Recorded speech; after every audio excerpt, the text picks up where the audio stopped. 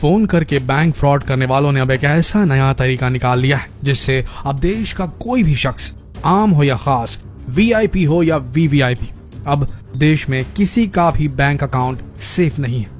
Phone करके fraud करने वालों का गढ़ माना जाने वाला जामतारा अब पूरे देश को अपने डिजिटल फ्रॉड की आंधी में उड़ा देने को तैयार है। तो तैयार हो जाइए जानने के लिए कि आखिर जामताड़ा में इन्होंने कौन सा ऐसा नया तरीका निकाल दिया है जिससे अब देश का कोई भी बैंक अकाउंट सुरक्षित नहीं है, ताकि आप अपने और अपने परिवार की मेहनत से कमाई हुई कमाई को सुरक्षित रख सके, क्योंकि क्या पता जामताड़ा गैंग का अगला टारगेट आप हो। ऑनलाइन बैंक फ्रॉड या फिशिंग अटैक की जब भी कोई घटना होती है तो उसका सबसे पहला तार जामताड़ा से जुड़ा होता है।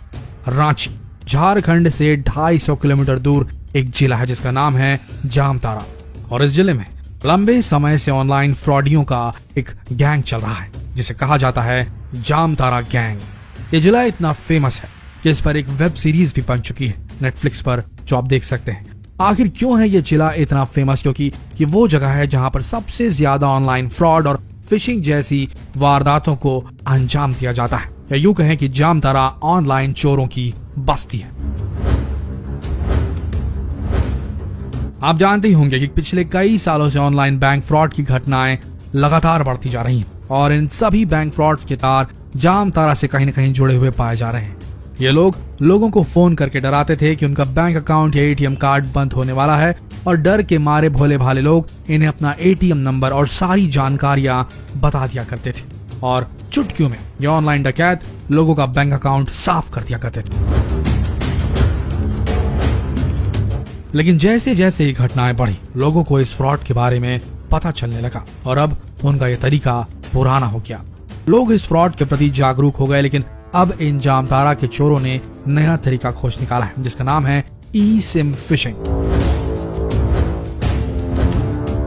और ये जामताड़ा के चोरों का एक ऐसा नया तरीका है जिससे ये आपके बैंक अकाउंट को पूरी तरीके से खाली कर सकते हैं। इस फ्रॉड को समझने से पहले आप ये समझ लीजिए कि आखिर ये ई सिम है क्या भला। दोस्तों, एक सिम होती है जिसे हम मोबाइल दुकान से खरीद कर अपने मोबाइल में लगाते हैं, इसे रियल सिम कहा जाता है। और एक दूसरे किस्म का सिम होता है जिसे ई सिम कहा जाता है, जो एक चिप की तरह होता है और ये फोन में पहले से ही इनबिल्ट होता है, लगा हुआ आता है। ये सिम पूरी तरीके से रीराइटेबल होता है, जिसका सीधा मतलब यह है कि आप एक फोन कॉल करके ही अपने ऑपरेटर को बदल सकते हैं। जैसे कि अगर आप जियो इस्तेमाल कर रहे हैं और अगर आपको एयरटेल की सर्विसेज चाहिए तो आप फोन कॉल के जरिए या एक ईमेल भेजकर अपने ऑपरेटर को तत्काल बदल सकते हैं। देखा जाए तो आज के समय में ज्यादातर मोबाइल्स, स्मार्ट वॉचेस ई सिम से लैस हैं, और अब आप समझ ही गए होंगे कि ई सिम नॉर्मल सिम से किस तरह अलग होता है। आइए अब जानते हैं कि ये ऑनलाइन डकैत किस तरीके से ई सिम के जरिए लोगों को चूना लगा रहे हैं। दोस्तों, इन साइबर क्रिमिनल्स का सबसे पहला टारगेट यही होता है कि वो किसी तरह से आपके मोबाइल नंबर को अपने पास ट्रांसफर कर ले, यानी कि सबसे पहले ये लोग आपका मोबाइल नंबर चुराते हैं। और इस काम को अंजाम देने के लिए इनका सबसे पहला स्टेप होता है कुछ फोन नंबर्स को तलाशना, जिसके लिए ये फोन डायरेक्टरी की मदद लेते हैं। उसके बाद ये कुछ मोबाइल नंबर्स को चुनते हैं और उन मोबाइल नंबर से सभी बैंक वेबसाइट में लॉगिन करने की कोशिश करते हैं। लॉगिन करने के वक्त अगर कोई भी मोबाइल नंबर ओटीपी मांगता है तो समझ लीजिए उन्हें उनका शिकार मिल गया। उसके बाद ये सबसे पहले अपने टारगेट को एक मैसेज भेजते हैं, और ये एक वार्निंग मैसेज होता है जिसमें लिखा होता है कि अब नॉर्मल सिम के बदले ई सिम अनिवार्य रूप से लगाया जा रहा है और इसके लिए उन्हें केवाईसी करवाने की जरूरत है, नहीं तो आपका नॉर्मल सिम कुछ ही दिनों में बंद हो जाएगा। मैसेज भेजने के कुछ मिनटों बाद ये जो चोर होते हैं ये कस्टमर केयर एग्जीक्यूटिव बनकर अपने टारगेट को फोन करते हैं और उनसे कस्टमर की बेसिक डिटेल्स ले लेते हैं।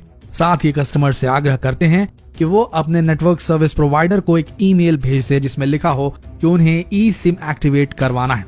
इस प्रोसेस से आप समझ सकते हैं कि कस्टमर ने खुद ही अब ई सिम की डिमांड अपने नेटवर्क ऑपरेटर से कर दी है। जब कस्टमर के ई सिम की प्रोसेसिंग का काम पूरा हो जाता है तब नेटवर्क सर्विस प्रोवाइडर कस्टमर को एक QR कोड ईमेल के जरिए भेजता है, और ये QR कोड साइबर क्रिमिनल्स किसी भी तरह से हासिल कर लेते हैं। जब ये क्रिमिनल्स उस QR कोड को हासिल कर लेते हैं तब ये अपनी ई सिम वाले फोन पर आपका नंबर एक्टिवेट कर लेते हैं। अब इससे होता यह है कि आपका नंबर अब वो क्रिमिनल इस्तेमाल कर रहे हैं और कुछ ही दिन में आपका फिजिकल सिम कार्ड डीएक्टिवेट हो जाता है। अब जब क्रिमिनल्स के पास आपका फोन नंबर एक्टिवेट हो गया है, तब ये इस फोन नंबर से जुड़े जितने भी बैंक अकाउंट से उन्हें स्कैन कर लेते हैं और उसके बाद जहां पर भी एटीएम पिन की जरूरत नहीं होती है, वहां ये आपके मोबाइल नंबर के जरिए ओटीपी के द्वारा आपके बैंक अकाउंट को साफ करते चले जाते हैं। हाल ही में फरीदाबाद पुलिस ने 5 लोगों को ई सिम फिशिंग के मामले में अरेस्ट किया है, जिनमें से 4 जामताड़ा के हैं और इन अपराधियों ने कबूला है कि उन्होंने अब तक 300 से ज्यादा बैंक अकाउंट को साफ किया है। लेकिन सबसे बड़ा सवाल ये उठता है कि आखिर इस फ्रॉड से कैसे बचे। तो सबसे पहला पॉइंट, अगर आपके पास कोई भी कस्टमर केयर एग्जीक्यूटिव का फोन आता है तो उन्हें अपनी कोई भी पर्सनल जानकारी या बैंक से जुड़ी जानकारी कभी ना दें। दूसरी सबसे अहम बात, अगर आपको मोबाइल नंबर या ईमेल चेंज करवाना हो तो आप स्वयं बैंक या मोबाइल स्टोर में जाकर इस काम को करवाएं और इस काम में किसी पर भी भरोसा ना करें। तीसरी सबसे अहम बात यह है कि अगर आपके पास कोई भी मैसेज आता है जिसमें कोई लिंक हो तो उस लिंक को कभी ना खोलें। तो दोस्तों, जितना हो सके इस वीडियो को शेयर करें और लोगों को इस नए किस्म के फ्रॉड से बचाने के लिए जागरूक करें। जितना हो सके इस वीडियो संदेश को शेयर करें फेसबुक, व्हाट्सएप, यूट्यूब पर, ताकि लोगों तक ये संदेश पहुंच सके। बने रहिए हमारे चैनल के साथ, मिलते हैं अगले वीडियो में। तब तक के लिए आप सबका इस वीडियो के अंत तक बने रहने के लिए दिल से धन्यवाद।